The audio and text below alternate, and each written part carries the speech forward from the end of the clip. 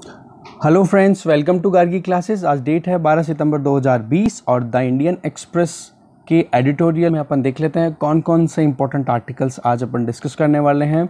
सबसे पहले अपन आज जितने भी आर्टिकल्स डिस्कस करेंगे वो सारे चाइना इंडिया रिलेशन से रिलेटेड है। जो अभी रिसेंट टेंशन हुआ है लद्दाख रीजन में, जो स्टैंड ऑफ हुआ है दोनों तरफ की, एक तरफ चाइनीज़ पीएलए और दूसरी तरफ इंडियन आर्मी का जो स्टैंड ऑफ देखा गया है, उससे रिलेटेड जितने भी डेवलपमेंट्स हुए हैं उसमें इंडिया का क्या स्ट्रेटेजी रही है, क्या डिलेमा रहा है, किस तरीके से और वर्ल्ड लेवल पे इश्यूज़ पे ये दोनों कन्फ्रंट कर रहे हैं एक दूसरे को, वो चीज़ें अपन जानने की कोशिश करेंगे। तो ये चार आर्टिकल्स जो हैं, पहला 5 पॉइंट रिप्राइव, एक नीदर वॉर नॉर पीस, ये एक ये अ न्यू इक्विलिब्रियम और एक ये article the tough get going. ठीक है, तो ये चार आर्टिकल्स अपन एक साथ देखेंगे। चाइना और इंडिया के कंटेक्स्ट में ही है ये पाकिस्तान पे बेस्ड है आर्टिकल, इतना ज़्यादा इंपॉर्टेंट मुझे लगा नहीं, इसलिए मैंने छोड़ दिया। ये आर्टिकल मैं थोड़ा सा यहीं पे समराइज़ कर देता हूँ। Changing the rules mid game. अभी जो क्लैट की एग्ज़ाम होती है ना, लॉ एंट्रेंस के लिए, लॉ स्टडीज़ के लिए जो एंट्रेंस एग्ज़ाम होता है, तो उसमें अभी एग्ज़ाम में चेंजेस कर दिए गए। तो यहाँ पर राइटर जो हैं वो एक कंसर्न शो कर रही है कि स्टूडेंट्स के इंटरेस्ट को सबसे ज़्यादा इंपॉर्टेंस देनी चाहिए हमेशा, क्योंकि स्टूडेंट्स ही अल्टीमेटली एग्ज़ाम में बैठेंगे। अब अचानक से आप रूल्स को चेंजेस ला देते हो रूल्स में, तो उससे क्या होगा, स्टूडेंट्स की माइंडसेट ही प्रॉपर नहीं हो पाएगी। तो कहने का मतलब ये हो गया कि कॉन्फ्लिक्ट तो है कि नहीं दो अदर पार्टीज़ के बीच में। यहाँ पर कीनियन एक पॉइंट उठाते हैं कि कीनिया में क्या है, बहुत सारे फॉरेस्ट लैंड है, तो होता क्या है वहाँ पर दो हाथियों की जब लड़ाई होती है ना, तो अल्टीमेटली हाथियों का तो लॉस होता नहीं है, होता किसका, आसपास में जो घास होती है, जो ग्रासेस खड़ी होती है उनका। तो कहने का मतलब ये है कि अगर पॉलिटिकल इशू कहीं पे आ रहा है, कोई एडमिनिस्ट्रेटिव इशू कहीं पे आ रहा है, तो उसको सॉर्ट आउट करने की ज़रूरत है, बजाय कि उनके कॉन्सिक्वेंसेस स्टूडेंट्स को फेस करना पड़े। ठीक है, तो जो मेमोरेंडम ऑफ अंडरस्टैंडिंग जो साइन है, जो ऑलरेडी दिया हुआ है, स्टूडेंट्स की दिमाग में ऑलरेडी सेटल है कि किस तरीके से एग्ज़ाम होगा, कब होगा, क्या प्रोसीजर ऑफ स्टैंडर्ड प्रोसीजर्स होंगे, तो उनको अगर आप मिड टाइम पे चेंज करते हो तो वो कहीं ना कहीं गलत बात है। इस पे यहाँ पे पॉइंट करने की कोशिश कर रहे हैं जो क्लैट एग्जाम से रिलेटेड इशू आ रहा है। ये जो दो आर्टिकल्स हैं इनको यहीं पे थोड़ा समरी दे देता हूँ मैं। Better late. अभी क्या है, जो ऑक्सफोर्ड यूनिवर्सिटी लेड जो कोविड-19 को कंटेन करने के लिए वैक्सीन डेवलप हो रहा था, उसका फेज़ 3 का ट्रायल चल रहा था। तो उसमें एक वॉलंटियर जिनकी एज थी 70 ईयर्स एज अराउंड, तो उनके स्पाइनल में स्वेलिंग देखी गई है, इन्फ्लामेशन देखा गया हुआ है, तो उस वजह से ये ट्रायल अभी रोक दिए गए हैं। तो यहाँ पर ये बताया जा रहा है कि देखो, वैक्सीन डेवलपमेंट कोई रातों रात नहीं होता, वैक्सीन डेवलपमेंट में टाइम लगता है। यहाँ पर एग्जांपल दिया जा रहा है कि इबोला आप जानते हो पिछले मतलब 1950s से ही कंटिन्यूसली बना आ रहा है अफ्रीकन कंट्रीज़ में, ट्रॉपिकल कंट्रीज़ में। तो वहाँ पर अभी तक उसका वैक्सीन प्रॉपर नहीं बन पाया, कोई प्रॉपर ड्रग नहीं बन पाई है उस बीमारी को टैकल करने के लिए। तो इतना जल्दी कोविड-19 का वैक्सीन कैसे बन सकता है? क्योंकि इबोला का जो वैक्सीन ट्रायल हुआ था 2014 में, तो उसमें भी एक पेशेंट के जो कॉम्प्लिकेशंस आए थे वो इस तरीके के आए थे कि ऑर्थराइटिस, मतलब उसके हड्डियों में प्रॉब्लम आना शुरू हो गई थी उस वैक्सीन एप्लीकेशन की वजह से। तो अभी ये जो स्पाइनल में जो स्वेलिंग देखी गई है एक पेशेंट के वॉलंटियर के, तो वो कहीं ना कहीं कंसर्निंग है। पर एक पॉइंट ये भी बताते हैं कि ये चीज़ भी ध्यान देने वाली है कि ये इन्फ्लामेशन कहीं इस वैक्सीन की वजह से है या फिर कोई और पहले से कोई प्रॉब्लम चल रही थी उस वॉलंटियर की बॉडी में, तो वो चीज़ देखने वाली होगी। तो कहने का मतलब चाहे डिलेड हो बट सही होना चाहिए, एक्यूरेट होना चाहिए। तो इस तरीके से अगर वैक्सीन थोड़ा डिलेड भी डेवलप हो कोई प्रॉब्लम नहीं है, क्योंकि अगर यूएसए में इलेक्शन हो या कहीं पर कितनी भी इमरजेंसी लगी हुई हो, अगर वैक्सीन की वजह से बीमारी में कॉम्प्लिकेशन ज़्यादा बढ़ती है ना, तो वो ज़्यादा डिजास्टरस होगा। जहाँ पर एक तरफ कोविड-19 आउटब्रेक है, वो एक्ट ऑफ गॉड बोला गया है, तो वहाँ पर ये वैक्सीन जो होगा अगर वो डेवलप कर दिया है तो एक्ट ऑफ मैन हो जाएगा। ठीक है, वैसे मैंने इंटरलिंक किया है, ये टर्म आप यूज़ कर सकते हो कहीं पर भी ज़रूरत पड़े तो, act of God, act of man. फिर ये वाला आर्टिकल है, ये वाला article lonely in the crowd. अभी मेट्रो सर्विसेज रिवाइव कर दी गई हैं, मुंबई की जो लोकल ट्रेन्स हैं उनको रिवाइव कर दिया गया, उनकी सर्विसेज को। तो वहाँ पर सोशल डिस्टेंसिंग मेंटेन करने का सबसे बड़ा एक पॉइंट उठाया गया है। तो आपने फोटोज़ भी देखी होंगी बहुत सारी, मेट्रो का जो बॉगी है उसमें दूर दूर बैठे हैं पैसेंजर्स। तो कहने का मतलब यहाँ पे है कि जो इस प्लेनेट पर सोशल एनिमल इकलौता एक इंसान है, उसको भी अब दूर रहना पड़ रहा है। चलो फिर भी ये सर्विसेज रिवाइवल की तरफ तो आ रही हैं, पर इश्यूज अभी भी बने रह रहे हैं क्योंकि कोविड-19 केसेस लगातार बनते जा रहे हैं। तो इस आर्टिकल में एक तो यही आ रहा है कि सोशल डिस्टेंस मेंटेन करने के साथ में जो प्रॉपर इंटरेक्शन हो सकता था, जो सोशली एक दूसरे पर डिपेंडेंसी या फिर एक दूसरे को अपन एक रिलेशनशिप स्टैब्लिश करते थे, वो चीज़ें कहीं ना कहीं दूर होती दिखाई दे रही है। कहने का मतलब सोशल एनिमल अब अनसोशल होता हुआ दिखाई दे रहा है, just because of this social distancing to contain कोविड-19 केसेस को कंट्रोल करने के लिए। तो चलिए अब बड़े आर्टिकल जो अपन डिटेल में डिस्कस करने की कोशिश करते हैं। First article is about 5 point reply.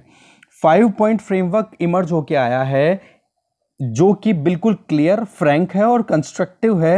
Recent जो कॉन्वर्सेशन हुआ है एक्सटर्नल अफेयर मिनिस्टर्स के बीच में, इंडिया के external affair minister S Subrahmanyam और उनके चाइनीज काउंटर पार्ट वेंग यी, इनके बीच में जो बातचीत हुई है उसके बाद में ये कहीं ना कहीं एक आशा की किरण है।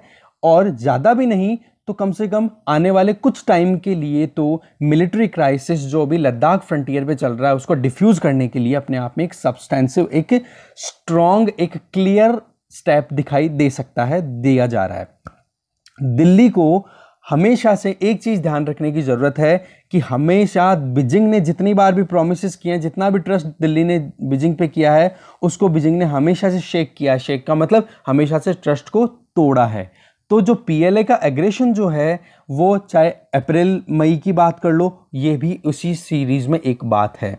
तो दो आर्मीज एक दूसरे के आमने सामने है, तो पॉइंट ये बनता है कि कैसे भी करके इनके बीच में जो टेंशन है उसको रिड्यूस किया जा सके और क्विकली डिसएंगेज करने की बात इनके बीच में हुई है। अभी जो एक्सटर्नल अफेयर मिनिस्टर्स के लेवल की बात हुई है मॉस्को में।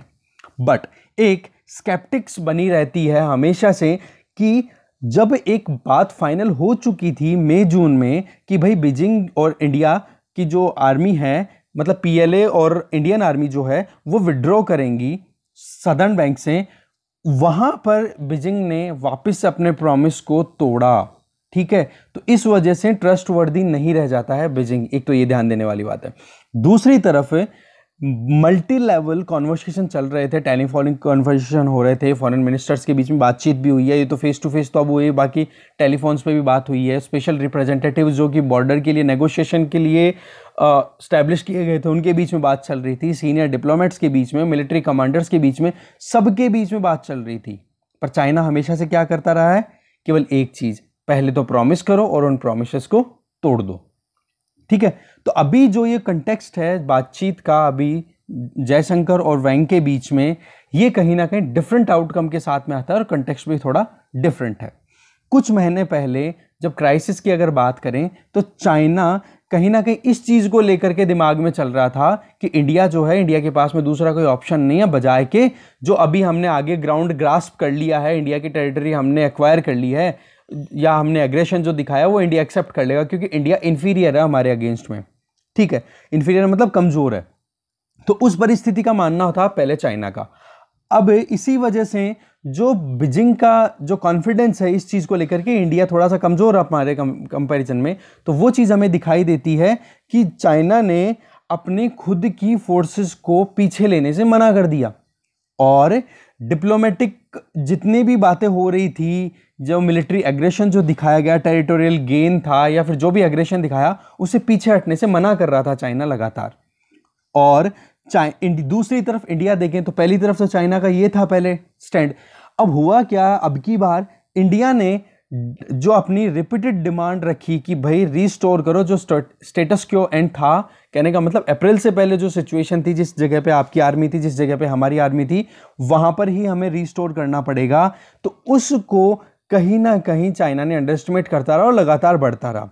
पर इंडियन आर्मी का जैसे ही मोबिलाइजेशन हुआ और चाइनीज मिलिट्री को एक चैलेंज शो किया, तो ये अपने आप में जो एक रेटोरिक बना हुआ था ना इंडिया का कि इंडिया हमेशा से कमजोर है, डिफेंसिव खेलेगा, वो कहीं ना कहीं टूटता हुआ दिखाई दिया है।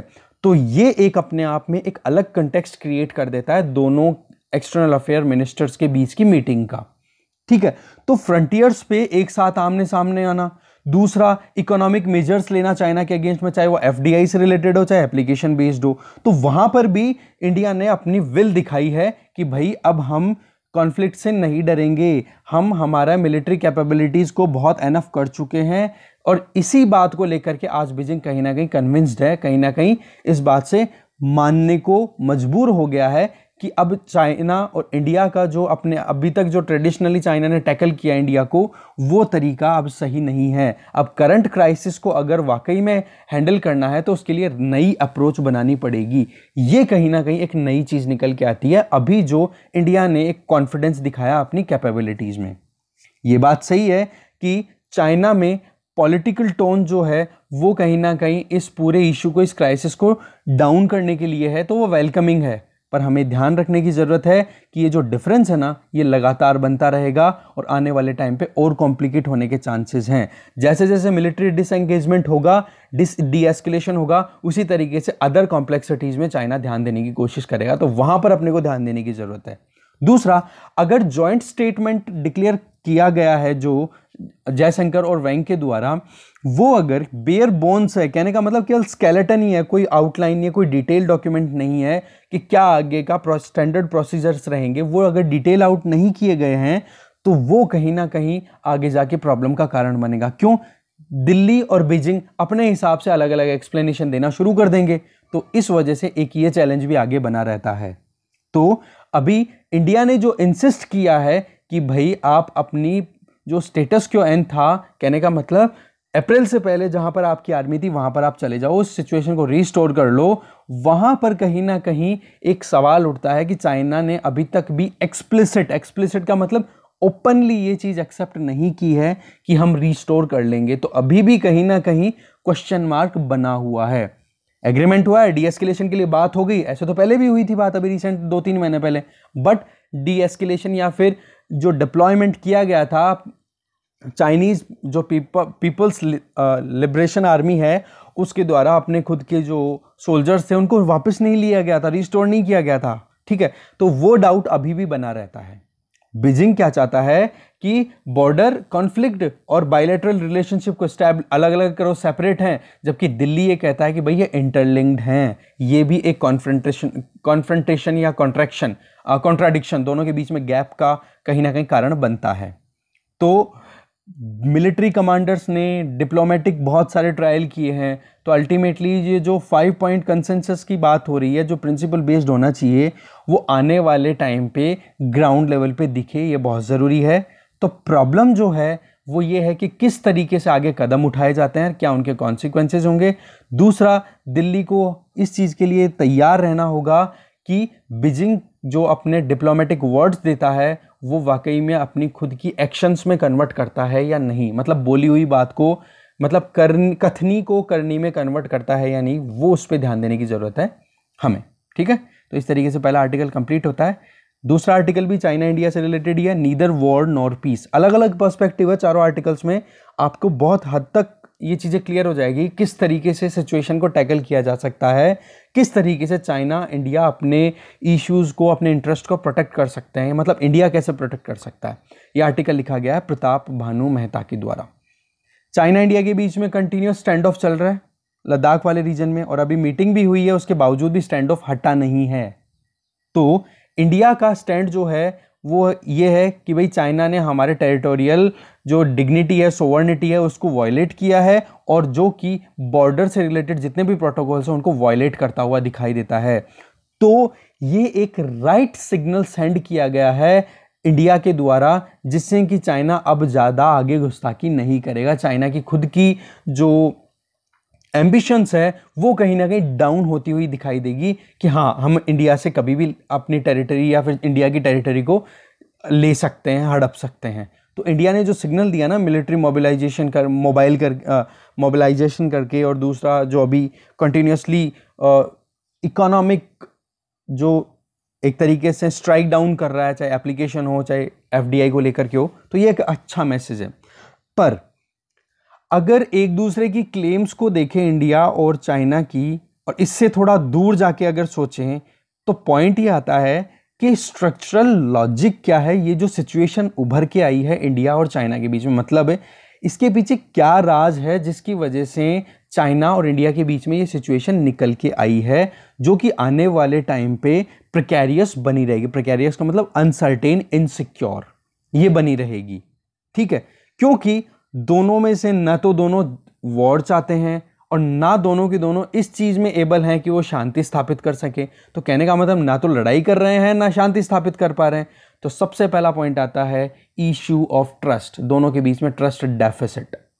चाइना ने जितने भी एक्शंस लिए हैं ना, उन एक्शंस में एक चीज निकल के आती है कि इंडिया का बार बार, जितनी बार इंडिया ने चाइना पे ट्रस्ट किया है, वो ट्रस्ट को तोड़ा गया है। हम इस टाइम पे ट्रस्ट के बारे में भी छोड़ के अगर टेक्टिकल लॉजिक्स की बात करें कि क्यों ये ट्रस्ट बनता है, टूटता है, तो और चीजें हमें जानने की कोशिश करनी चाहिए। जैसे कि क्या ट्रस्ट ने अभी तक, ट्रस्ट की बात आप कर रहे हो, रिसेंट नहीं, पहले की बात कर लेते हैं। अभी जो स्टैंड ऑफ हुआ है, अपन 2019 की बात कर लेते हैं। तो क्या ट्रस्ट ने वाकई में ट्रैंक्विलिटी स्टैब्लिश की है बॉर्डर पर? लार्जली अगर देखें तो टेंशन तो हमेशा से चलती रही है ना, क्योंकि एक एसिमेट्रिक रिलेशनशिप को परसीव किया गया है कि चाइना पावरफुल है और इंडिया थोड़ा सा वीक है। और इसी चीज को ध्यान में रखते हुए बार बार मतलब डिसएंगेजमेंट की नौबत आती रहती है दोनों तरफ की मिलिट्रीज के बीच में। ठीक है, एक तरफ ये सोचा जाता है, चाइना ये सोचता है कि सामने वाली पार्टी है वो थोड़ी कमजोर है, तो अपने ट्रूप्स को डिप्लॉय करता है कंटिन्यूसली और इंफ्रास्ट्रक्चर डेवलप करता रहता है। तो यहां पर पॉइंट ये आता है कि जब आपके बीच में ट्रस्ट ही नहीं, ट्रस्ट है तो इंफ्रास्ट्रक्चर डेवलपमेंट करने की जरूरत क्या है आपको? इंफ्रास्ट्रक्चर तो तब डेवलप होता है ना कि जब अपने को कोई अपने पड़ोसी देश के ऊपर अटैक करना हो, या फिर हाँ वहां पर अपनी रीजनल एक्सेसिबिलिटी अगर लगातार बनी रहेगी तो पड़ोसी देश है जो हमारे यहाँ पर एग्रेशन नहीं दिखाएगा। तो यहाँ पर ट्रस्ट कम दिखाई देता है, ट्रस्ट कहीं ना कहीं डाइल्यूटेड है, प्रॉपर नहीं है। अगर ग्राउंड रियलिटीज को देखें तो वो भी शिफ्ट हो रही है। टेम्परेरी डिसएंगेजमेंट हो जाएगा, ओके, होता भी रहा है। 2017 के अंदर जो हुआ था डोकलाम स्टैंड ऑफ, उसमें भी तो हुआ था। बट मिलिट्री डिप्लॉयमेंट को आप हटा दोगे तो उसकी वजह से कहीं ना कहीं एक अपॉर्चुनिटी ही मिलती है। जैसे कि आपको मैं एक एग्जांपल दूं, 2017 में एक जो डोकलाम वाला जो स्टैंड ऑफ हुआ था ना, तो मिलिट्री डिप्लॉयमेंट को रिड्यूस करने की बात हुई। बट अभी रिपोर्ट्स क्या निकल के आ रही है, न्यूज़ क्या निकल के आ रही है कि डोकलाम में अब फिर से चाइना ने अपनी इंफ्रास्ट्रक्चर डेवलपमेंट शुरू कर दी है। तो ये आप इंफ्रास्ट्रक्चर डेवलपमेंट को लगातार बढ़ाए जा रहे हो, दूसरी तरफ इंडिया भी अपनी कैपेबिलिटीज इंक्रीज कर रहा है। इसका मतलब ट्रस्ट डेफिसिट लगातार बना हुआ है। इसकी वजह क्या है जो अपन ने देखी? चाइना की कैपेबिलिटी हमेशा से इंडिया से थोड़ी सी ज्यादा रही है, इसमें कोई डाउट नहीं है। पर इंडिया भी अपनी इंफ्रास्ट्रक्चर को लगातार बनाए जा रहा है। तो डर तो दोनों तरफ है।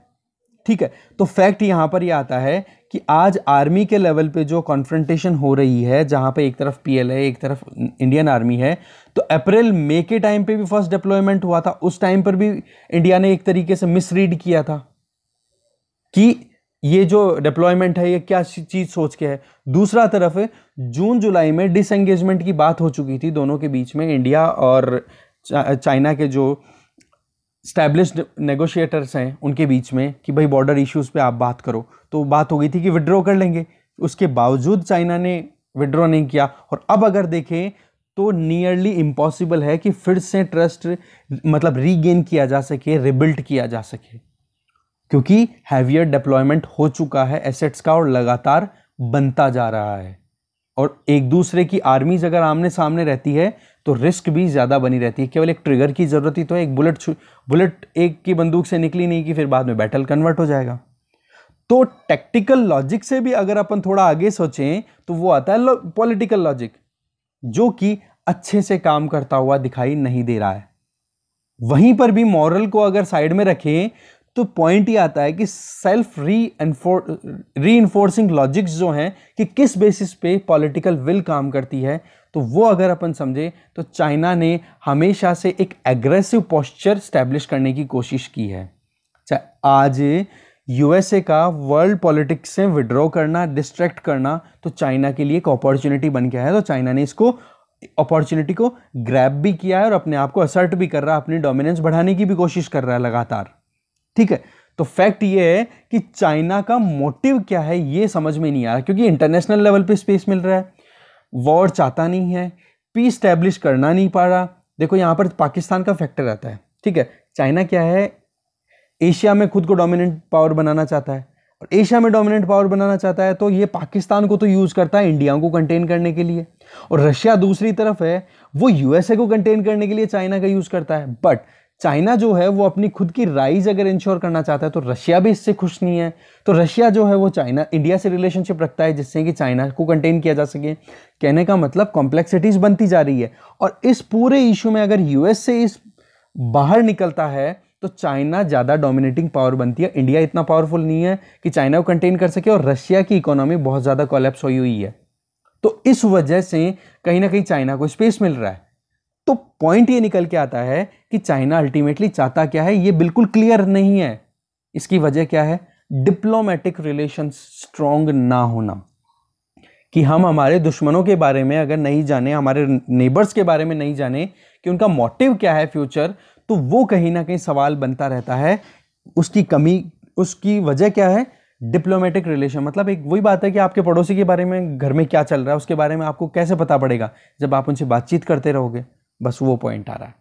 ये चीज़ केवल इंडिया की तरफ से ही नहीं है, चाइना में भी चिंता है। कैसे, वो आगे देखते हैं अपन। देखो चाइना के दिमाग में डर किस चीज़ को लेके है वो देखते हैं। सबसे पहले तो जो चाइना पाकिस्तान इकोनॉमिक कॉरिडोर पास हो रहा है पीओके से, उसको प्रोटेक्ट करना, उसकी सिक्योरिटी इंश्योर करना, पहली तो चाइना का डर ये है, क्योंकि इन्वेस्टमेंट बहुत ज़्यादा कर रहा है चाइना यहाँ पे।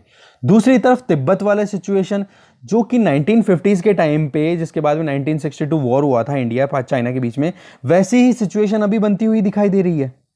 दूसरी चीज़ तिब्बत की टेंशन हो गई। तीसरा, जो चाइना का अपना खुद का एक टेरिटोरियल एग्रेशन है ना, कि लगातार अपनी जो रीजन है, चाहे साउथ चाइना सी की बात कर लो, चाहे ईस्ट चाइना सी की बात कर लो, या फिर इंडिया की तरफ बात कर लो, हर तरफ अपनी टेरिटरी, अपनी जो लैंड है उसको बढ़ाने की कोशिश कर रहा है। और दूसरी तरफ कल्चरल कंसोलिडेशन की, हर जगह पर चाइनीज कल्चर को माना जाए जहां जहां पर चाइना की एक्सेप्टेंस हो। तो ये जो वल्नरेबिलिटी है ना, जो 1950s के टाइम पे चलती थी, वो आज भी देखी जा सकती है चाइना की तरफ से भी।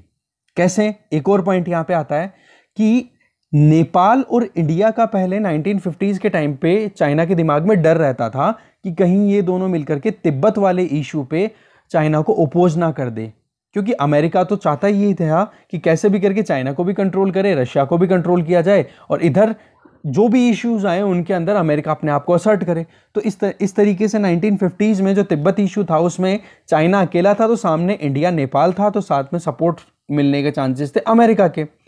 तो इस पॉइंट को आज अगर देखें तो चाइना का इंटरेस्ट नेपाल में तो बहुत इंक्रीज हो गया है। तो यहां पर आप ध्यान दोगे, अभी तक जितने भी आर्टिकल्स आपने देखे होंगे उनमें यह आता है कि नेपाल के अंदर इन्वेस्टमेंट बहुत ज़्यादा हो रहा है। यहाँ पे एक नया एंगल बता रहे हैं राइटर कि जो नेपाल में चाइनीज इंटरेस्ट बढ़ता जा रहा है उसकी वजह एक नहीं है कि केवल इंडिया को ही चारों तरफ से घेरा जाए, नहीं, इसके बजाय ये है कि तिब्बत वाले इशू पे नेपाल जो है चाइना के अगेंस्ट में खड़ा ना मिले, जो कि 1950s में एक डर था, एक वल्नरेबिलिटी थी चाइना के लिए। साथ में चाइना जो है अपनी कल्चरल कंसोलिडेशन बढ़ाया जा रहा है, अपनी कल्चरल जो सांस्कृतिक जो डोमिनेंस है वो बढ़ाया जा रहा है तिब्बत वाले रीजन में।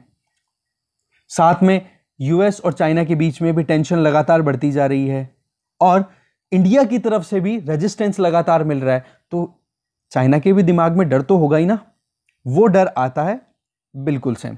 तो सबसे पहले तिब्बत वाले इशू में इंडिया का जो स्टैंड है ये कहीं ना कहीं लगातार बनता रहता है। बस ऑकवर्ड सिचुएशन तब बन के आई जब रीसेंट तिब्बत इशू पे जो चाइना ने, मतलब इंडिया ने हमेशा से कंटेन करने की कोशिश की है, तो तिब्बत इशू पे जितने भी तिब्बतन्स यहाँ पे रह रहे हैं ना, जो भाग के आए थे रिफ्यूजीज धर्मशाला वाले रीजन में या अरुणाचल प्रदेश वाले रीजन में, तो उनकी एक्टिविटीज़ को कहीं ना कहीं डाउन करने की कोशिश की, क्लैंप डाउन किया इंडिया ने।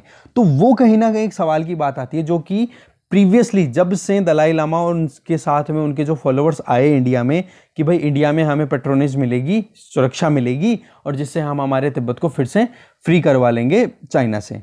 तो अभी क्या इशू आ रहा है कि इंडिया जो है वो तिब्बत वाले इशू पे भी कहीं ना कहीं बैकफुट पे दिखाई दे रहा है। पर हाँ, एक पॉइंट निकल के आता है कि जो इंडिया में अभी रूलिंग पार्टी जो है बीजेपी, उनके लीडर राम माधव ने अभी जो तिब्बतन्स का एक इम्पोर्टेंट सेलिब्रेशन था, कुछ एक परफॉर्म हो रहा था, कुछ एक्टिविटी उसमें पार्टिसिपेट किया था उसमें, तो कहीं ना कहीं दिखाया तो जा रहा है कि हाँ तिब्बतन्स की जो दलाई लामा लेड जो जितने भी तिब्बतन प्रोटेस्टर्स हैं जो इंडिया में अभी असाइलम में है, रह रहे हैं यहाँ पे, तो उन लोगों को कहीं ना कहीं उनके इंटरेस्ट को अपहेल्ड करेगा इंडिया। तो पॉइंट ये आता है कि चाइना में अभी क्या है, अथॉरिटेरियन रिजीम है, और अथॉरिटेरियन रिजीम में कभी भी आप तभी रूल कर सकते हो जब आप एक एग्रेसिव नेशनलिज्म की भावना लेके आओ। राष्ट्रवाद जब आता है ना, तब जाके अथॉरिटेरियनिज्म आता है। फॉर एग्जांपल हिटलर ने कैसे किया, जब जर्मनी के लिए उसने पूरी अपनी मतलब ताकत लगाई, एक राष्ट्रवाद, नाजिज्म, जर्मनी, तो उस तरीके से लोग उसी को फॉलो करना शुरू कर चुके थे, तभी तो वो चीज़ एक तरीके से वो एक अथॉरिटेरियन पावर बन के निकला। वो बात अलग है कि फिर बाद में रिजल्ट कुछ गड़बड़ी निकला जो एस्पायर्ड था उसके जस्ट अगेंस्ट। पर एक पॉइंट आता है यहाँ पे, तो चाइनीज एग्रेशन जो है वो केवल इंडिया के लिए ही प्रॉब्लम नहीं है, ये तो वर्ल्ड लेवल पे प्रॉब्लम है। तो इंडिया ने जो अपना अभी तक का जो एक रेटोरिक चलता आया है पास्ट में कि हाँ इंडिया सहन करता रहेगा, उसको तोड़ा है। तो ये कहीं ना कहीं ग्रोइंग पावर का मतलब शो करता है कि भाई अगर हमें वर्ल्ड में सुपर पावर या पावर बन के निकलना है, जहाँ पे हम मल्टीलैटरल वर्ल्ड ऑर्डर की बात करते हैं, तो वहाँ पर हमें प्रैक्टिकल फॉरेन पॉलिसी की ज़रूरत है, जहाँ पर हम हमारे खुद के नेशनल इंटरेस्ट को प्रोटेक्ट कर सकें असर्टिवली, खुद की बात रख करके। तो यहाँ पर जो बात आती है पॉइंट, वो ये आती है कि इस फॉरेन पॉलिसी में सबसे इंपॉर्टेंट रोल आता है डिप्लोमेटिकली आप अच्छे से मैनेज करो रिलेशंस को, जो कि अभी मिसिंग होते हुए दिखाई दे रहे हैं। दूसरी पॉइंट ये आते हैं कि अभी जो पोस्चर है जिसमें एग्रेशन दिखा रहे हैं दोनों कंट्रीज, वो अनसर्टेनिटी दिखाए, अनसर्टेन सिचुएशन दिखा रहा है आने वाले टाइम पे, जो अपन प्रीवियस आर्टिकल में भी देख चुके हैं। क्योंकि चाइना भी कहीं ना कहीं अभी ट्रस्टवर्दी नहीं रहा है। इंटरनेशनल सिस्टम की बात भी करो, इंटरनेशनल सिस्टम में भी अगर अपन देखें तो पूरा ऑल ओवर चाहे कहीं पर भी हो, स्टेबिलिटी तो है ही नहीं। तो बहुत मुश्किल है कि हम ये सोचें कि आने वाले टाइम पे स्टेबिलिटी देख पाएं, रीजनल स्टेबिलिटी। पर्टिकुलर बात करें साउथ एशिया की, पाकिस्तान की बात करें, तो पाकिस्तान को हमेशा हमने कभी भी टैकल करने की बात की है, कभी भी आज जो चल रहा है डिप्लोमेटिक रिलेशनशिप तो है नहीं पाकिस्तान के साथ में, तो किस तरीके से टैकल करें कि मिलिट्री ऑप्शन अपने पास में और किसी भी तरीके से हम टेरिटोरियल स्टेटस को मेंटेन कर सकते हैं। जैसे कि अभी कश्मीर में जो चाइना तिब्बत में करता है, उसी चीज़ से यहाँ पे ऑल ओवर वर्ल्ड जो क्रिटिक हैं वो कंपेयर कर रहे हैं कि कश्मीर में जो इंडिया ने किया है, कि चाइना को चाइना जिस तरीके से सिग्नल देता है ना कि भाई हम स्टेटस क्यो के अंदर तिब्बत में इंफ्रास्ट्रक्चरल, टेरिटोरियल, कल्चरल कंसोलिडेशन कर रहे हैं, एग्जैक्टली इंडिया ने भी कश्मीर में ये किया है। और साथ में इंडिया की जो डोमेस्टिक जो पॉलिटिक्स है वहाँ पर ये बात चल रही है कि हम पीओके को रिक्लेम करेंगे, अक्साई चीन को रिक्लेम करेंगे, तो चाइना ने भी तिब्बत का यही तो किया। तो ये भी एक क्रिटिसिज्म आता है यहाँ पर कि किस तरीके से इंडिया अपने आप को डिफेंड करेगा।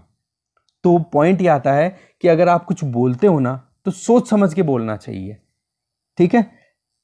लास्ट में राइटर ये बोल रहे हैं कि इंडिया जो अपना खुद का यहाँ पे पॉइंट क्लेम का नहीं आ रहा है कि इंडिया की ये रीजन है, ये टेरिटरी है, या फिर चाइना की, या फिर किस इशू में किसकी एम्पावरमेंट होनी चाहिए, किसका क्लेम होना चाहिए। पॉइंट आता है यहाँ पर निकल के कि जो वाकई में जो पास्ट में जो इंडिया ने अपने खुद के टैकल किए हैं रिलेशंस को, उनसे डिपार्चर करना, जिनमें कहीं ना कहीं डिप्लोमेटिक प्रिपरेशन को भी एक इशू माना जा सकता है, डोमेस्टिक पॉलिटिकल डिसिप्लिन को भी हमें मेंटेन करने की ज़रूरत है, और मिलिट्री इवेंचुअलिटीज़, अगर लड़ाई होती है तो किस तरीके से लड़ा जाए, उसके लिए हमें एंटिसिपेट करने की। एंटिसिपेट का मतलब क्या, पहले से प्रिपेयर रहो फ्यूचर की आने वाली सिचुएशंस के लिए। अब क्रिकेट देखते होंगे, क्रिकेट मैचेस, तो उनमें बता देते हैं कि एंटिसिपेशन का मतलब क्या होता है कि फ्यूचर के लिए आप रेडी रहो अपनी कैलकुलेशन बेसिस पे। तो आपको इसके लिए डिप्लोमेटिक प्रिपरेशन तो करनी पड़ेगी ना। तो ये चीज़ यहाँ पर ज़रूरी होती है। पावर कंपैरिजन भी इतनी ज़्यादा ज़रूरी नहीं है, क्लेम्स भी इतनी ज़्यादा ज़रूरी नहीं है। पॉइंट ये आता है यहाँ पे कि हमें अभी तक जो हमारा जो प्रिपरेशन है उस पर ध्यान देने की ज़रूरत है। डोमेस्टिक पॉलिटिक्स में हमें इंटरनेशनल इश्यूज़ को मतलब खींच के नहीं लाना चाहिए, जो अभी कॉमनली हो रहा है। तो यहाँ पर यह भी मुश्किल हो जाता है कि इंडिया का एंड गेम क्या है। चाइना की तो हम समझ नहीं पा रहे हैं, इंडिया में भी कहीं ना कहीं कन्फ्यूजन लगातार बनता रह रहा है। तो यहाँ पर पॉइंट ये आता है कि एक डीपर साइकोलॉजिकल और पॉलिटिकल डेडलॉक दिखाई दे रहा है दोनों पार्टीज में, ये टैक्टिकल डेडलॉक से ज़्यादा। इस चीज़ को सॉर्ट आउट करने की ज़रूरत है, क्लियरिटी लाने की ज़रूरत है विजन में, ठीक है। तो चाइना की वजह से जो इंडिया अभी थ्रेट देख रहा है, तो इंडिया इस चीज़ को एकदम से रोक नहीं सकता, और ये अनसर्टेन टेरिटरी जो है वो लगातार बनती रहेगी, और एस्केलेशंस जो है वो कहीं ना कहीं बढ़ने के स्कोप हैं अभी भी।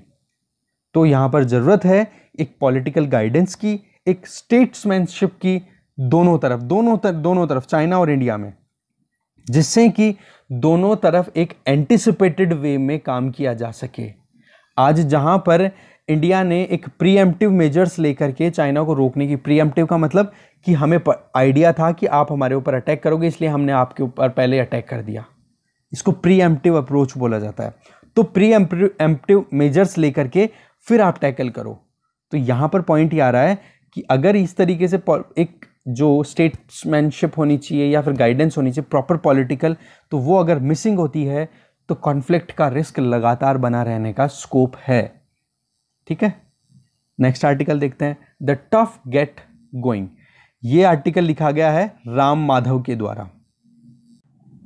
कंटेक्स्ट तो आपको पता ही है, अभी इंडिया चाइना के बीच में स्टैंड ऑफ है, बट यहां पे थोड़ा सा स्लाइटली डिफरेंट है। 3 टर्म्स हैं, आप ध्यान रखना, diligence, dexterity, determination of prime minister of India, ठीक है। इसकी वजह से इंडिया ने डिप्लोमेटिकली क्या क्या काम किए हैं वो देखते हैं अपन। इसमें चाइना और इंडिया का जो स्टैंड ऑफ है इसका थोड़ा सा कंटेक्स्ट आएगा, बट इंडिया ने इंटरनेशनल लेवल पे अपने आप को कैसे असर्ट किया है प्रीवियस 6 ईयर्स की बात करें तो वो अपन जानने की कोशिश करेंगे, ठीक है। तो यहां पर पॉइंट ये आता है कि जो प्राइम मिनिस्टर है इंडिया के, उन्होंने डिलीजेंटली, डेक्सटेरिटी मतलब स्किलफुली, डिटरमाइंड वे के अंदर कि हाँ ये टारगेट है, ये हमें कंप्लीट करना, डिलीजेंटली, बहुत मेहनत के साथ में, ओके। तो डिप्लोमेसी के साथ में किस तरीके से इंडिया ने अपने आप को जियो स्ट्रेटेजिकली असर्ट किया है, उसकी इंडिया को बहुत सारी कॉस्ट्स भी पे करनी पड़ी है। क्योंकि एक तरफ वही चीज है, अगर आप जैसे नैम था पहले, नॉन अलाइनमेंट मूवमेंट था जिसमें इंडिया पार्टिसिपेट किया करता था, तो उसकी अदर रेपरकशंस थी कि यूएसए ने चलते ही इंडिया के ऊपर परेशान करना शुरू कर दिया, गेहूं सप्लाई बंद कर दी थी 1970s में, 60s में। तो वो जो चीज़ थी, तो डेफिनेटली देखो कोई भी आप स्टेप उठाते हो ना अपनी लाइफ में भी, तो आपको रेपरकशंस तो उसके फेस करने ही पड़ते हैं, प्रोज एंड कॉन्स हर चीज़ के होते हैं। वही चीज़ हमें डेवलप करनी है एज एन एडमिनिस्ट्रेटर। तो इसी तरीके से इंडिया अपने ट्रेडिशनल राइवल्स को टैकल करने में जो आज जियो स्ट्रेटेजिक कॉस्ट पे कर रहा है वो अपन जानने की कोशिश करेंगे, जो कि आज चाइना कहीं ना कहीं अपने कॉन्फ्लिक्ट को, एग्रेशन को दिखा रहा है, जिसकी वजह से इंडिया और चाइना स्टैंड ऑफ हो रहा है लद्दाख वाले रीजन में। ये जो डिप्लोमेसी है इंडिया की, उसके बारे में जो डिप्लोमेटिक सर्कल्स हैं, जो क्रिटिक हैं, वो कुछ तो इसकी बुराई कर रहे हैं, कुछ इसको एडमायर कर रहे हैं। ये चीज़ बिल्कुल ठीक है। पॉइंट ये आता है कि चाइना हमेशा से एक डिफिकल्ट नेबर रहा है, जहां पर नेबरहुड पॉलिसी बार बार बदलती रही है। 2003 में जब प्रीमियर वेंग जियाबाओ था तो उसने तो गुड नेबरहुड की पॉलिसी अपनाई थी, जिसमें सिक्योर नेबरहुड, वेल्दी नेबरहुड, ये एक पॉलिसी थी। ऐसे 2009 में प्रेसिडेंट हु जिनताओ जब बने तो उन्होंने पेरिफेरी डिप्लोमेसी का अपना एक टारगेट बनाया, अपना विजन, कि किस तरीके से हार्मोनियस वर्ल्ड को डेवलप किया जाए। अब जैसे ही प्रेसिडेंट शी जिनपिंग आया है तो उन्होंने अपनी खुद की एक एग्रेसिव पॉलिसी असर्ट करनी शुरू कर दी, जिसमें 2013 से आप डेवलपमेंट देख सकते हो, जिसमें जहां जहां पर भी चाइना जाए वहां पर चाइनीज सॉवरेनिटी, चाइनीज कल्चर को एक्सेप्ट करवाने की कोशिश की जा रही है। दैट मीन्स कल्चरल इन्फ्लुएंस बनाने की कोशिश की जा रही है। रीजनल सिक्योरिटी और कोऑपरेशन को इंप्रूव करते हुए वहां पर यह कोशिश की जा रही है कि सोशलाइज करना उस रीजन को। सोशलाइजेशन का मतलब कि चाइना की जो इंटरेस्ट, कोर इंटरेस्ट है, उनको एक्सेप्ट किया जाए, जिसमें आप देख सकते हो डेट डिप्लोमेसी, चेक डिप्लोमेसी, जिसमें डेट ट्रैप में फंस चुके हैं, जाल में फंस चुके हैं श्रीलंका, बहुत बड़ा एग्जाम्पल अपने आप में। उधर से मलेशिया की तरफ से, इधर से भी सवाल उठते रहते हैं कि चाइना ने इतना लोन दे दिया और वो डेट ट्रैप में है। इधर पाकिस्तान ग्वादर पोर्ट को CPEC के अंडर में आ चुका है। तो कहने का मतलब ये है कि चाइना ने अपने आप को बहुत ज़बरदस्त तरीके से हर्ट करने की कोशिश की है, और जो पीआरसी है, पीआरसी का मतलब हो गया public republic, sorry one second, people's republic of China की सोवरेनिटी और टेरिटोरियल क्लेम जो भी चाइना करे उसको एक्सेप्ट करे। चाइना ये चाहता है कि जो चाइना है वो बिल्कुल सही है, चाइना जो भी कर रहा है वो सही है, और जो भी टेरिटरी या जो भी रीजन, जो भी जमीन जिस पे क्लेम चाइना कर रहा है वो बिल्कुल सही है। तो इसकी वजह से अभी एग्रेशन देखा जा सकता है south China, east China seas में। चाइना यूनिलैटरली 9 लाइन क्या है, चाइना ने अपनी तरफ से ही एक लाइन बना रखी है इस ओशियनिक रीजन में, वेस्टर्न पैसिफिक रीजन में, जहां पर एक तरफ तो है ईस्ट चाइना सी और नीचे है साउथ ईस्ट चाइना सी। तो वहां पर क्या है, एक 9 लाइन इस तरीके से 9 आइलैंड्स बना रखे हैं, आर्टिफिशियली बना दिए खुद ने, और बोल दिया कि इस 9 लाइन के बीच में जितना भी ओशन है, जितना भी वाटर बॉडी है, वो पूरी की पूरी चाइनीज बॉडी है। जबकि आप जानते हो कि 200 nautical miles from the base line, अगर आप देखोगे कोस्टल रीजन जो भी होता है ना किसी भी देश का, जैसे इंडिया है, तो यहां से 200 नॉटिकल माइल अगर दूर जाते हो तो उसके बाद में इंटरनेशनल हाई वाटर आ जाता है, जिसपे सभी कंट्रीज का इक्वल पावर होता है, इक्वल वहां पर शेयर होता है। जबकि चाइना जो है 9 लाइन को दूसरे देशों के exclusive economic zone, that means दूसरे देशों से 200 नॉटिकल माइल दूरी से भी अंदर तक जाकर के बोलता है कि यहां तक हमारी है। जैसे आपको साउथ चाइना सी का अगर मैप बना के दिखाऊं तो आप देखोगे इस तरीके से है, यहाँ फिलीपींस हो गया, या इंडोनेशिया मलेशिया वाला रीजन हो गया, इस तरीके ये चाइना हो गया। तो ये चाइना जो है वो इस तरीके से यूं क्लेम करता है पूरा कि ये जो वाटर बॉडी है ना इधर वाली, ये सारी की सारी मेरी है, ठीक है। तो इस वजह से वह एग्रेशन भी दिखा रहा है, और इसके आसपास के जो कंट्रीज हैं, जापान हो गया, फिलीपींस हो गया, वियतनाम हो गया, मलेशिया, इंडोनेशिया, ये सारे के सारे हेल्पलेसली देख रहे हैं, इनके पास में पावर ही नहीं है। 2016 में एक लैंडमार्क वर्डिक्ट आया था यूएन क्लॉज के द्वारा, United Nation Convention laws on sea. तो उनमें बताया गया था कि चाइना जो हिस्टोरिकली अपनी 9 लाइन को क्लेम कर रहा है ना, वो गलत है। आज के जो करंट जो यूनाइटेड नेशन के जो लॉज हैं उनके अकॉर्डिंग चाइना वहां पर अपनी डोमिनेंस नहीं बना सकता, बट चाइना ने इसको रिजेक्ट कर दिया। अपनी वही चीज़ है, डोमिनेंस इंक्रीज हो रही है धीरे धीरे, तो रिजेक्ट कर दिया। फिलीपींस जो था पिटिशनर, जिसने ये पिटिशन लगाई थी, उसको भी मतलब फिलीपींस भी ज़्यादा कुछ नहीं कर पाया था। इसी तरीके से चाइनीज कोस्ट गार्ड ने बहुत सारे लॉसेस किए हैं इस रीजन में, चाहे वियतनाम के जो फिशिंग वेसल्स थे, मछुआरों के जो जहाज थे, उनको डुबो देना, या फिर चाइनीज सर्वे शिप्स का मलेशियन एक्सक्लूसिव इकोनॉमिक जोन में जाकर के सर्वे करना ऑयल रिजर्व्स के लिए। तो देखो ये सोवरेनिटी, दूसरे कंट्रीज की टेरिटोरियल सोवरेनिटी को क्लेम करना है अपने आप में, उनके ऊपर सवाल उठाना है। तो वहां पर ये कंट्रीज कहीं ना कहीं अपने आप को वीक महसूस कर रहे हैं। दूसरी तरफ अमेरिका और जापान भी डिफिकल्टीज का सामना कर रहे हैं कि कैसे भी करके साउथ ईस्ट चाइनीज सी के अंदर किस तरीके से ये जो पीएलए नेवी है इसको कैसे टैकल किया जाए। तो वहां पर वो भी हेल्पलेस हो रहे हैं। बस वर्ल्ड में अभी जो चाइना जहां जहां भी एग्रेशन दिखा रहा है, तो केवल एक जगह टफ सिचुएशन का सामना करना पड़ा है, वो है LAC, इंडो तिब्बतन बॉर्डर पे। तो जो एग्रेशन अभी तक जो इंडिया ने कंटेन करने की कोशिश की है चाइनीज एग्रेशन को, वो अपने आप में बहुत ही एक सेपरेट चैप्टर शो करता है आज के टाइम पे, अगर वर्ल्ड सिनेरियो को देखें तो।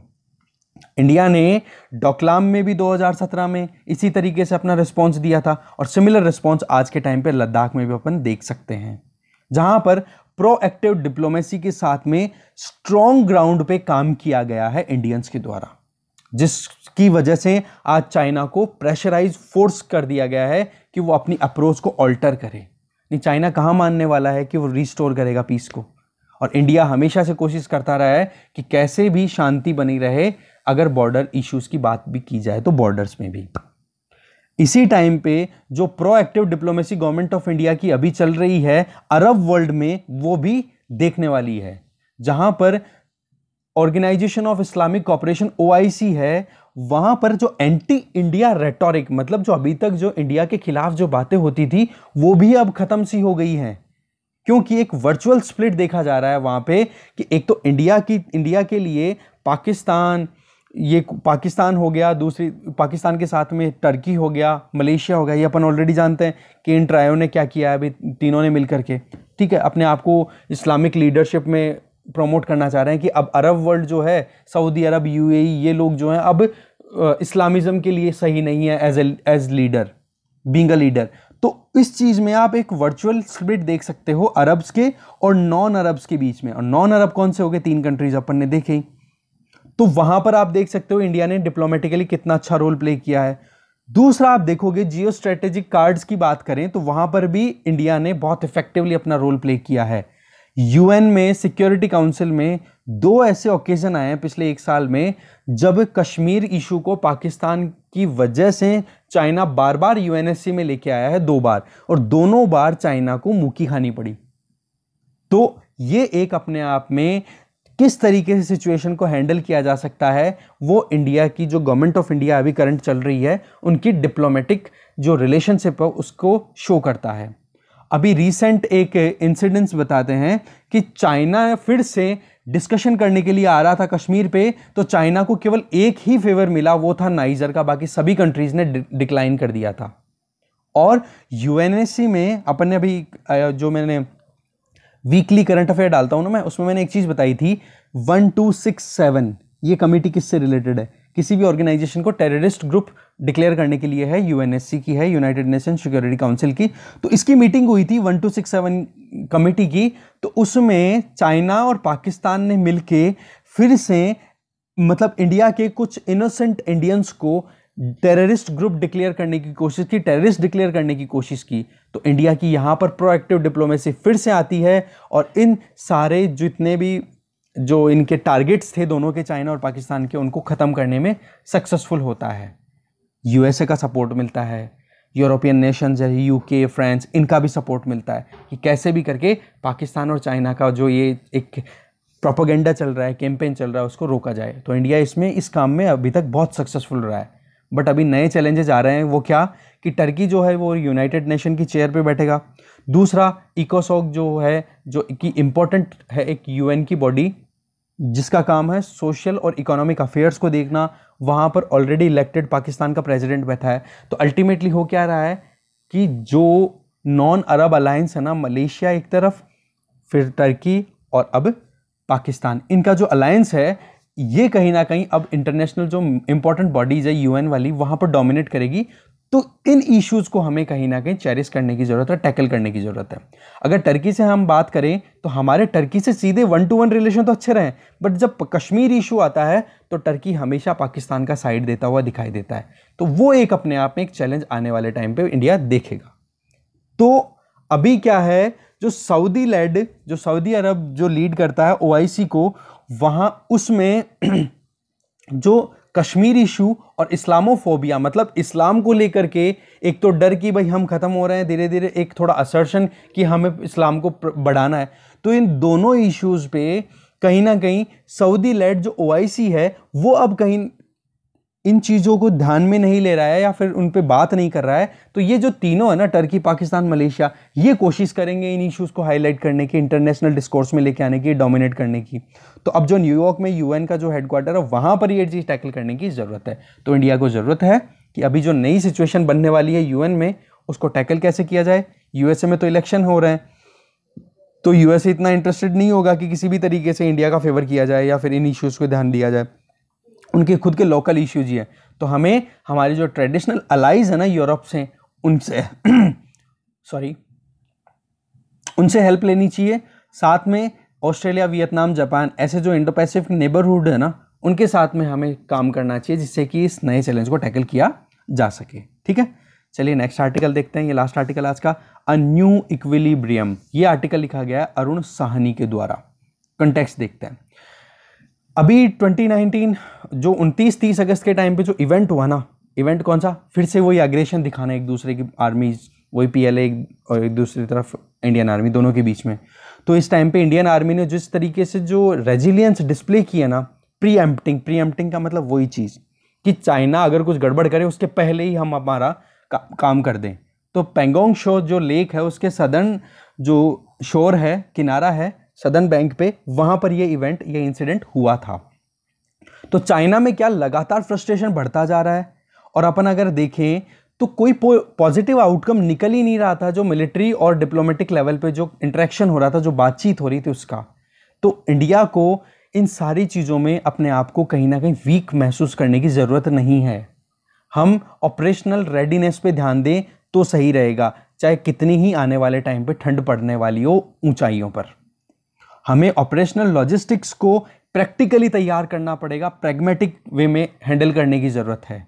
एडमिनिस्ट्रेटिव चैलेंजेस जो आते हैं उन चैलेंजेस को हमें सॉर्ट आउट करने की ज़रूरत है, जिस तरीके से कि हम आराम से जो नंबर ऑफ ट्रूप्स हैं, नंबर ऑफ सोल्जर्स हैं, उनको मेंटेन कर सके हाई एल्टीट्यूड्स पे।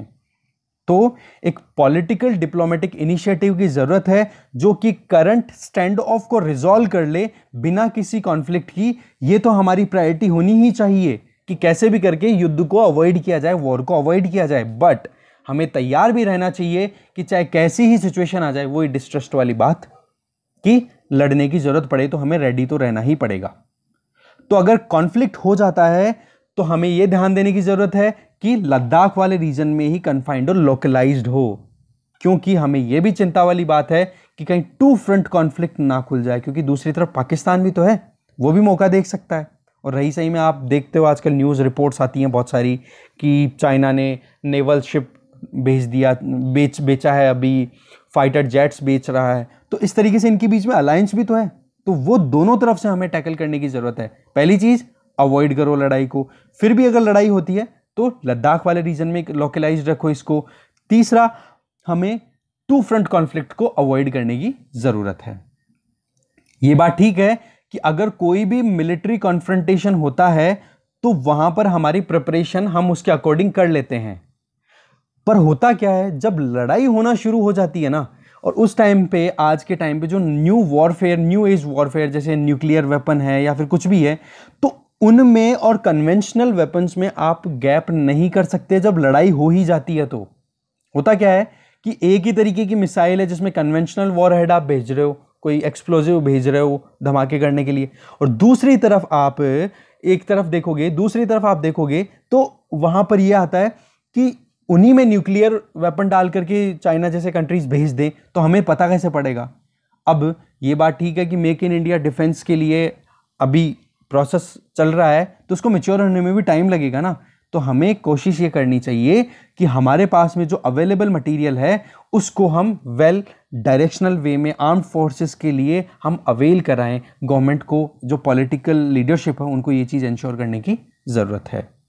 हमें एक मीनिंगफुल डिसअप्रूवल देने की ज़रूरत है कि चाइना ने हमेशा से जो एक हाई हैंडेडनेस रखी है ना कि हम ज़्यादा पावरफुल हैं, वो चीज़ कहीं ना कहीं हमें ख़त्म करने की ज़रूरत है। और प्रीवियस ये जो एक्टिविटीज़ हुई है, इनसे ये चीज़ मैसेज गया भी है उनके पास में, जिसमें एक तरफ चाइना के ऊपर इकोनॉमिक वो बैरियर्स भी लगा दिए, चाइनीज़ एप्लीकेशंस को बैन भी किया है। तो हर तरीके से चाइना को कंटेन करने की हमें कोशिश करनी चाहिए, क्योंकि ये जो चाइनीज़ एप्लीकेशंस जो थी ना, वो हमारे यहाँ से डेटा को एक्सप्लोर करती थी, डेटा कलेक्ट करती थी और फिर वो ले जा करके देती थी PLA को और कम्युनिस्ट पार्टी ऑफ चाइना को, जो कि वहाँ पर मेन रूलिंग पावर हैं। तो इस तरीके से ये जो चाइनीज़ एप्लीकेशन को बैन करना है, वो हमारे लिए national security point of view से बहुत इंपॉर्टेंट था। पॉलिटिकली और डिप्लोमेटिकली अगर अपन देखें तो यूएस के साथ साथ में हमें दूसरे इंटरनेशनल इंस्टीट्यूशंस में, ऑर्गेनाइजेशंस में चाइना पर प्रेशर बनाना चाहिए, जहां जहां पर भी चाइना के इंटरेस्ट इंडल्ज्ड है, चाहे वो साउथ चाइना सी हो, चाहे ताइवान हो, चाहे हांगकांग हो। हर जगह पे यूएसए के साथ मिलके हमें काम करना चाहिए डिप्लोमेटिकली, जिससे कि चाइना उन इश्यूज को भी ध्यान में ले। नहीं तो अगर उन इश्यूज के ऊपर चाइना ज़्यादा ध्यान ना देकर के हमारे ऊपर ध्यान देगा तो हमारे लिए वैसे भी प्रॉब्लम है। तो कहने का मतलब, चाइना को डाइवर्ट करते रहो। साथ में जो करंट पेंडेमिक चल रहा है उसकी वजह से भी हम चाइना को आइसोलेट कर सकते हैं इंटरनेशनल लेवल पे कि भाई चाइना ने ये चीज़ गलत की है, चाइना से ही ये वायरस शुरू हुआ है। तो ये डिप्लोमेटिकली हम इस चीज़ को हार्नेस कर सकते हैं। इसके अलावा क्वाड और इसके अलावा अदर मल्टीलैटरल जो भी रीजनल ग्रुपिंग्स हैं, जहाँ पर लाइक माइंडेड कंट्रीज़ के साथ में जो हमारी तरह सोचते हैं, उनके साथ मिलकर हम चाइना को कंटेन कर सकते हैं। पाकिस्तान को, जो अभी बात की थी ना अपन ने, ट्रू फ्रंट वॉर, अगर चाइना से लड़ाई होती है एक तरफ, तो पाकिस्तान को कैसे रोका जाए, तो उसके लिए भी सोल्यूशन दे रहे हैं कि यूएसए के साथ मिलके हमें एक इंटरनेशनल कंसेंसस बनानी चाहिए, जिससे कि पाकिस्तान को रोका जा सके कि भाई तो अब लड़ाई मत कर। क्योंकि देखो, फटफ है फाइनेंशियल एक्शन टास्क फोर्स, क्योंकि पाकिस्तान के ऊपर तो ऑलरेडी ग्रे लिस्ट में डाला हुआ है पाकिस्तान को, क्योंकि चाइना के पास में उसकी सीट है, मेन जो चेयरमैन है अभी, हेड है फट्फ का, फाइनेंशियल एक्शन टास्क फोर्स, जो कि पेरिस में बेस्ड है। तो वहां पर अभी पाकिस्तान को ग्रे लिस्ट में मेंटेन किया जा रहा है, तो वो प्रेशर उधर से भी बनाया जा सकता है। तो कहने का मतलब ये है कि एक तरफ अगर हम नॉर्दर्न नेबर से लड़ रहे हैं, हम चाइना से, तो दूसरी तरफ पाकिस्तान को हमें इस तरीके से टैकल करने की ज़रूरत है। हमें हमारे जो स्ट्रेटेजिक एसेट्स हैं उनको प्रॉपर वे में डिप्लॉय करना चाहिए, और हमने डिप्लॉय भी किया है, वो अपने आप में एक मैसेज भी गया है चाइना के लिए। दूसरी चीज़ कि चाइना अगर बैटल, देखो जब हॉट वॉर सिचुएशन होती है ना, लड़ाई जब ज़बरदस्त तरीके से लड़ी जा रही है, तब ये नहीं देखा जाता कि क्या न्यूक्लियर वॉर, कौन सा न्यूक्लियर वेपन आ रहा है, कौन सा कन्वेंशनल वेपन आ रहा है। तो उन चीज़ को अपन डिस्टिंग्विश नहीं कर सकते। तो हमें भी हमारे स्ट्रेटेजिक एसेट्स को डिप्लॉय करके रेडी रहना चाहिए कि क्या पता कौन सा जो वॉर वेपन है वो न्यूक्लियर है, तो हमें भी रिटेलिएट करने की ज़रूरत है, या फिर डेटरेंस तो बनेगी कम से कम कि भाई इंडिया भी ऐसा कर सकता है। ओके, तो हमें ज़रूरत है कि जो करंट बायलैटरल एग्रीमेंट्स है ना, उनको भी हम रिव्यू करें, और एक टाइम बाउंड मैनर में जो बॉर्डर इश्यूज़ हैं, सभी बॉर्डर इश्यूज़ को हमें रिजॉल्व करने की ज़रूरत है चाइना के साथ में। तो अल्टीमेटली राइटर ये बोल रहे हैं कि इंडिया चाइना रिलेशनशिप है, उसका जो अभी जितना हार्म हुआ ना, जितना लॉस हुआ है, वो इरिवर्सिबली है। इतने बुरे तरीके से, मतलब रिवर्स नहीं किया जा सकता। अब वो ये स्टेटस क्यो एंट वाली सिचुएशन में वापस जाना, कम से कम रिलेशनशिप वाली बात करें, तो वहाँ पर ट्रस्ट डेफिसिट और बढ़ चुका है, जैसे कि चुशुल सेक्टर में भी 2017 में डोकलाम में भी किया था चाइना ने। ठीक है, तो इस तरीके से बॉर्डर इश्यूज़ को हमें जल्दी से जल्दी टैकल करने की ज़रूरत है। बातचीत तभी करनी चाहिए, इंडिया का स्टैंड बिल्कुल परफेक्ट है, क्या कि भाई बॉर्डर इशू पहले सेटल आउट करो, फिर उसके बाद में हम बायलैटरल रिलेशनशिप को आगे बढ़ाएंगे। तो ये पहली बार है जो हमारा एक नैरेटिव जो था पहले कि इंडिया हमेशा पैसिव ही करेगा, वो चेंज हुआ है, एक डेडलॉक को तोड़ा गया है इस टाइम पे। ये एक अच्छी बात है। चाइना में अभी ट्रस्ट भी बहुत ज़्यादा, ट्रस्ट डेफिसिट भी हो गया है चाइना के लिए, इंडिया में नहीं, ऑल ओवर वर्ल्ड। तो यहाँ पर पॉइंट ये आ जाता है कि जो हमारे NSA और फॉरेन मिनिस्टर्स जो हैं, उन्होंने बिल्कुल ये चीज़ की है कि इंडिया ने बिल्कुल रियलाइज़ कर लिया है कि अब एक नए इक्विलिब्रियम की ज़रूरत है, नए साम्य को बनाने की ज़रूरत है, नए रिलेशनशिप को इस्टेब्लिश करने के लिए अपने खुद के नेबर्स के साथ, इंक्लूडिंग चाइना। ठीक है, तो इस तरीके से आर्टिकल अपना यहीं ख़त्म होता है और डिस्कशन भी यहीं ख़त्म होता है। Thank you.